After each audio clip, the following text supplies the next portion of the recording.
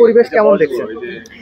অনেক ভালো লাগছে। ক্যাম্পাস রাকসুর আমেজে একদমই ভরপুর। অনেক প্রার্থী তাদের প্রচারণা দিচ্ছে।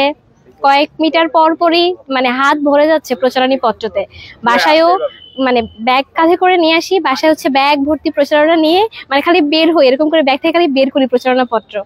রুমমেটের আমি মিলে আপু দেখেন কত প্রচারণী পত্র বিশ্লেষণ করি, ক্যাম্পাসে সবাইকে দেখি, প্রার্থীদের চাওয়া পাওয়া, তারপরে আমরা যারা ভোটার আছি তাদের অনেক ডিসকাশন। ক্যাম্পাস মানে সত্যি ভরপুর। এটা রাকসুর আগে অনেক ভালো লাগছে।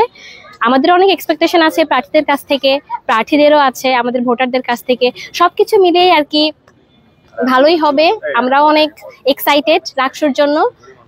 আশা করি প্রার্থী যারা আছে তাদের জন্য শুভকামনা, এবং আমরা অনেক এনজয় করতেছি ব্যাপারগুলো।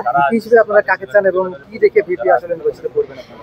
ভিপি আসলে আমরা ক্যাম্পাসে আসার পরে তো অনেক কিছুই দেখেছি। জুলাই বিপ্লব দেখেছি সবচেয়ে ইম্পর্টেন্ট। সেখানে হচ্ছে অনেকের কন্ট্রিবিউশন দেখেছি, অনেক পরিচিত ফেস দেখেছি। তো সবকিছু বিবেচনা করেই আসলে দিব।